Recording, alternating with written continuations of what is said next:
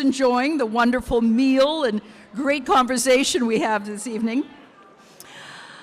I would now like to invite His Honor, Lieutenant Arthur J. LeBlanc, to join me on stage.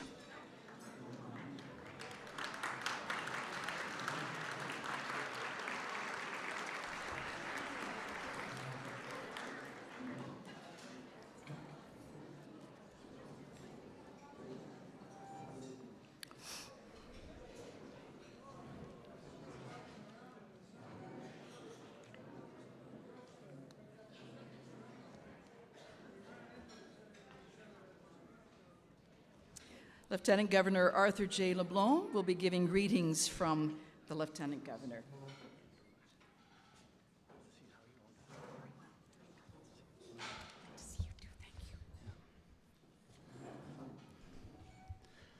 Well, good evening. Former Lieutenant Governor Francis, Member of Parliament Fillmore, members of the Legislative Assembly, Archbishop Cutler, Archbishop Mancini, Bishop Edwards, Reverend Bennett, guest speaker Eliza Knockwood, award recipients and their families, graduates, distinguished guests, ladies and gentlemen. It is a distinct pleasure to join you this evening for the Atlantic School of Theology 2019 Gala Dinner. We so thoroughly enjoyed ourselves last year that we have been greatly anticipating our attendance tonight. C'est avec grand plaisir que je me joins à vous ce soir pour le dîner de l'Atlantic School of Theology de 2019. Patsy et moi avions beaucoup aimé la soirée l'an dernier et nous espérions grandement de recevoir une invitation pour ce soir. I was delighted to learn that this evening's guest speaker is Eliza Knockwood, and that she is speaking on the importance of water. In an age of significant climate change, the ramifications of our actions and inactions have a chain effect on our total world, and we are all impacted. We all have a responsibility to treat Mother Earth and water with the utmost respect and reverence. We must not delay, and we must do this now for the sake of future generations. So thank you, Ms. Knockwood, for your leadership and voice on this critical, important issue. Tonight's dinner also provides an opportunity for Patsy and me to congratulate the recipients of the Honorable Marianne Francis Faith in Action Award. The first recipient, Robert Stapel, created the Rector's Lunch Program at St. Paul's Anglican Church. Sadly, he passed away this past November. Well, I had the good fortune of meeting Bob Stapel, and he was an extraordinary man who truly cared about the disadvantaged in the community and the environment and the homeless.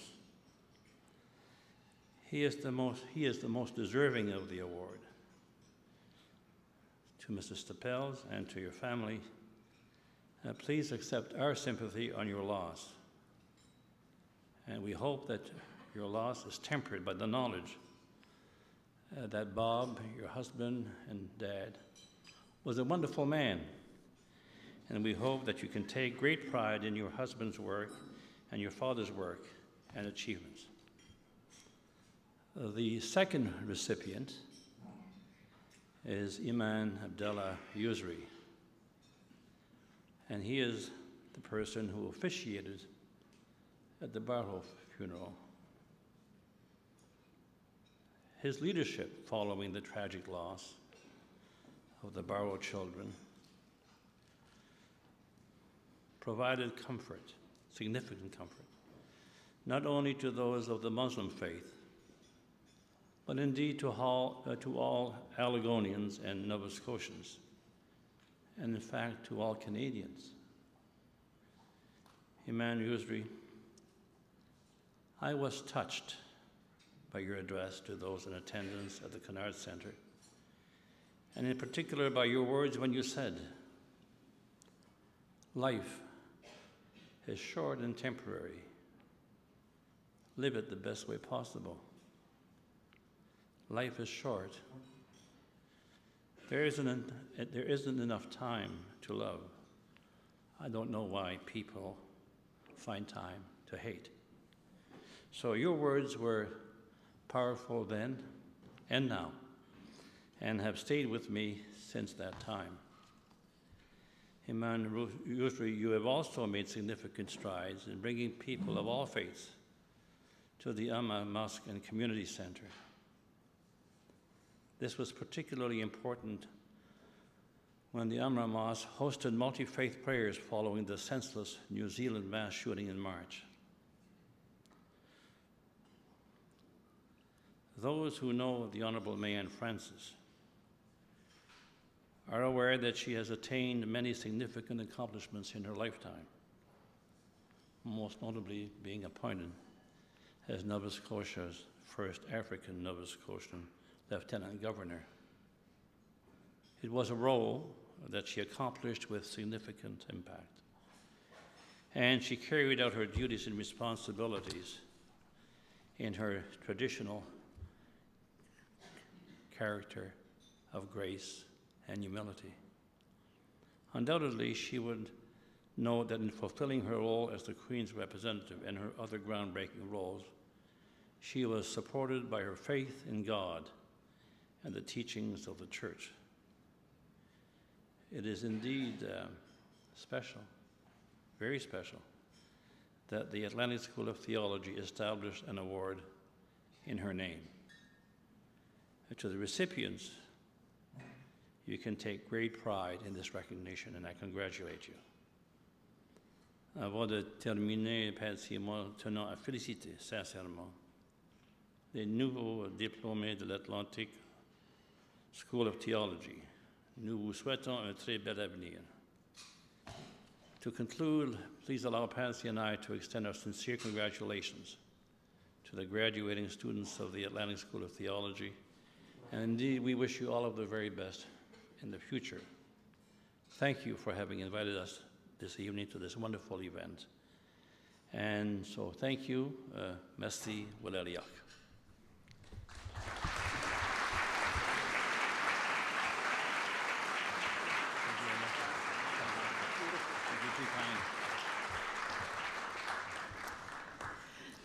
Thank you very much. I would now like to invite Bobby Zahra, an alumna of the Atlantic School of Theology, to join me on stage to introduce our guest speaker. Bobby.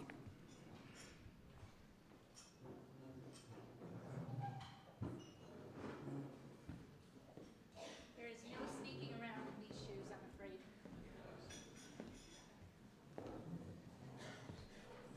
Good evening. How are you? Excellent. Wasn't that a great meal? I'm glad to see this room full of people. I'm very proud to be here as a graduate of the Atlantic School of Theology, and it is a tremendous honor for me tonight to introduce Eliza Knockwood to you. She is a spiritual film artist and water protector, and Lenu, whose voice has traveled as far and as wide as she has, maybe further, with a message that we must protect our environment, that passion, that dedication to reminding us of our inherent responsibility to preserve our green spaces for future generations here and yet to come is one we are delighted to celebrate this evening. She is a respected voice of the peoples here and internationally, and you have the opportunity to not only hear her tonight, but if you are so inclined to take advantage of an opportunity to see her film Water Protectors this coming weekend, not this weekend, but next weekend, in Halifax. You can certainly find it on social media. If you have not yet seen that film, you most definitely should. It is an eye-opener, and it is about events that are occurring right here in Nova Scotia that affect all of us. It is my great pleasure and my distinct honor and privilege to introduce to you Eliza Knockwood, so please join me in welcoming her to the stage.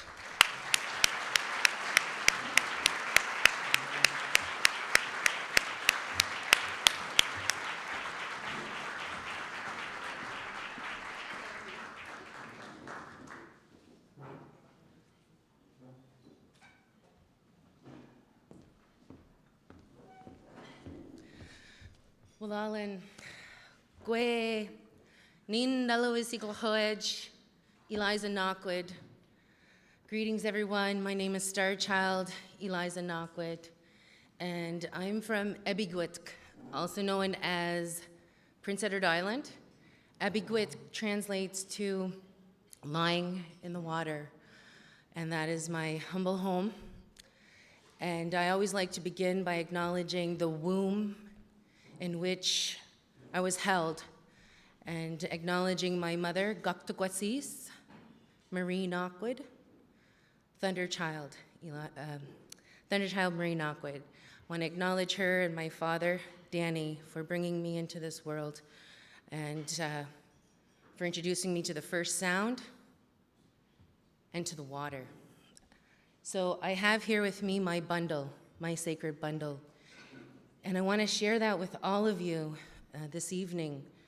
And I also want to thank you all just for your existence. Sometimes we don't acknowledge ourselves and one another. So in this moment, I want to acknowledge your parents and your womb, the womb of your first home. That is the importance of water. The water has birthed us into this world.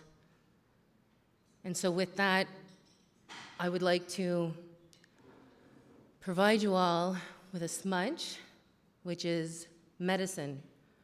They're the 4 sacred medicines of my people, actually throughout Turtle Island. And so we have sage, which combats bacteria, actually, and cedar, which is high in vitamin C. We have some sweetgrass, Mother Earth's hair. I was always told that the smell and the aroma of the sweetgrass is a reminder of the love that Mother Earth has for her children, which is all of us. And then we have the domoe, the great plant that grows wild in New Brunswick, also known commonly today as tobacco, but it's a sacred plant. And it grounds us, it keeps us connected to our Earth Mother. So here I'm going to smudge. I know I have to be at the mic in order for it to be good for the gentleman in the back here, so thank you also in the back for your work tonight. I'm going to sing to all of you this evening because I always want to start with the first sound that we all heard when we were in the womb. Oh, sorry. The first sound that we all heard when we were in the womb. And that is the heart, our mother's heartbeat.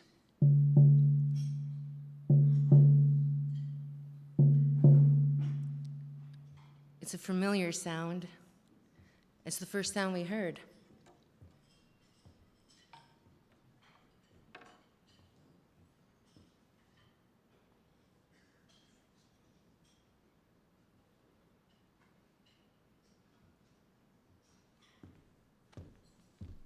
And Amanda, could you do me a favor and bring me a fire that I have in my jacket pocket? Sorry, can't have a smudge without that. I want to explain something that's really critical to the foundation of my education and my upbringing as an Indigenous woman, and where my birth with the water has began is here in these colors. There's energy in colors.